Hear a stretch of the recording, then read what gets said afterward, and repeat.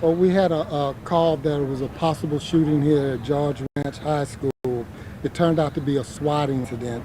That's what someone make a false statement, but we take it very seriously, and we can't take chances on that. When that 911 call came to our office, we contacted Lamar ISD police, and they acted right on the split second. Went in for the search. They didn't wait. They went straight in, and then minutes later, my agency was here to help with the search for the possible, if there was a possible shooter, which I said turned out to be a false call. Okay. So we saw of some students being arrested, that sort of thing. Yes. Is this related? What was that about?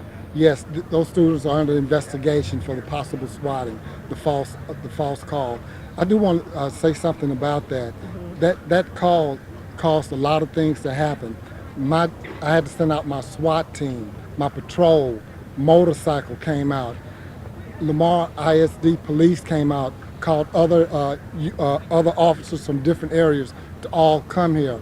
We had the U.S. Marshals here. We had Rosenberg Police, Constable's office was all here. A helicopter was here also. So it was a lot of resources that came together, and it worked. And thankfully nothing happened.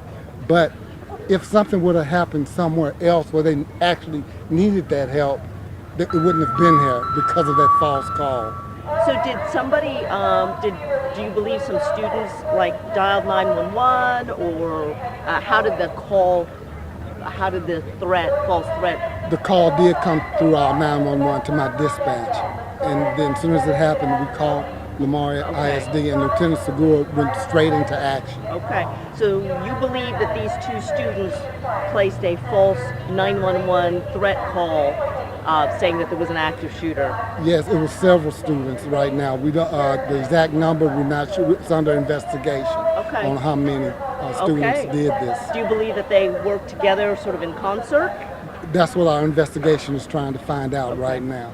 Any idea did they have an exam they didn't want to take, or they just felt like whatever today, or any ideas? No, and Lieutenant Segura made a point about this is going around the country where people are making these swatting calls to get law enforcement out. But they need to realize how dangerous that is. And then all the parents that got that call and was in fear. One of my own deputies was here because her son and daughter goes to the school, and she was in tears, worried about her children because she didn't even know if it was true or not. So it caused a lot of unnecessary fear. And so what's the punishment if convicted? You make a false call like this, and you get multiple law enforcement agencies and helicopters and dogs and everything else to show up. What punishment do people face if convicted? A terroristic threat. It could be a state jail felony, or it can even go higher. If someone would have got hurt, seriously hurt during this time, we could even charge them for that as well. So it depends. Right now it's with the DA's office, and I want to thank them. They came out right away. The DA's office came out right away to help us with this case. Okay. All righty. Anything else you want to add, Sheriff? I just again want to thank all the agencies and commend Lamar ISD Police Department on their fast and quick actions. All right. Thank you, sir. Appreciate it. Thank you. Thank you. Thank you. Thank you.